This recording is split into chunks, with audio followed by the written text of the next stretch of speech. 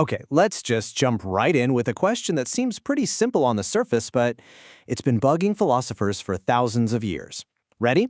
Are you the exact same person you were a year ago? Let's unpack that with a really cool thought experiment. So to get started, we're going to look at a story that was first written down by the ancient Greek writer Plutarch.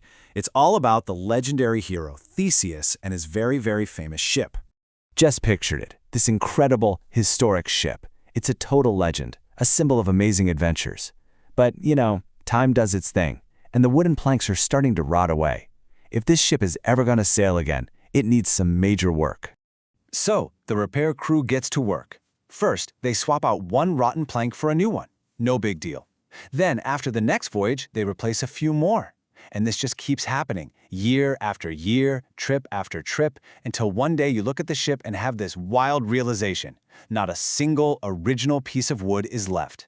The entire thing is made of brand new material. And that brings us to our first big question. Is this completely repaired ship still the ship of Theseus? I mean, it looks the same, it sails the same way, everyone still calls it by the same name, but it doesn't share a single molecule with the original. What do you think? Now, if you think you've got an answer, just hold that thought. Because centuries later, a philosopher named Thomas Hobbes came along and added this brilliant new layer that makes the whole thing so much harder. Hobbes says, what if there's a scavenger who's been following the ship this whole time, and every single time an old original plank got thrown out, he grabbed it, and once he had collected every last one, he carefully put them all back together, building a ship exactly the way it was in the beginning.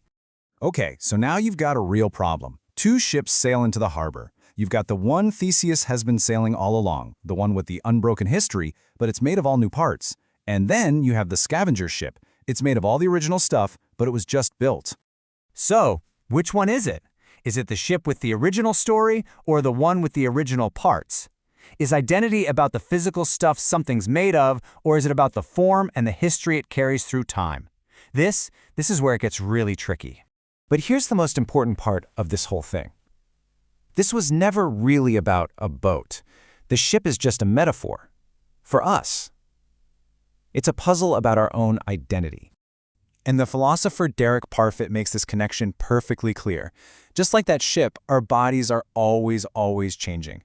The cells that make up you right this second are not the same cells that made you up 10 years ago. And hey, it's not just ourselves. Think about it. Our memories, they fade, they get distorted. Our beliefs and our feelings, they can totally transform over a lifetime.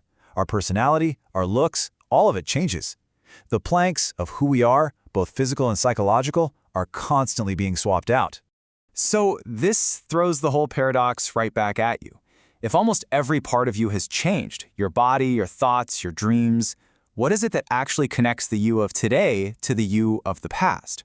Where is that single, continuous you? This whole puzzle forces us to ask an even deeper question. If there's no single, unchanging thing that is you, then what is it that we're even talking about? What actually matters when we think about our own existence through time? Parfit asks us to imagine it like a spectrum.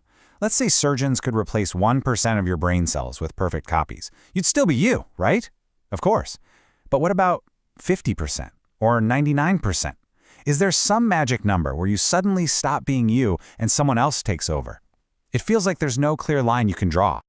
And this leads to a pretty wild idea. Maybe we're focused on the wrong thing entirely. Maybe asking, is it the same person, is the wrong question.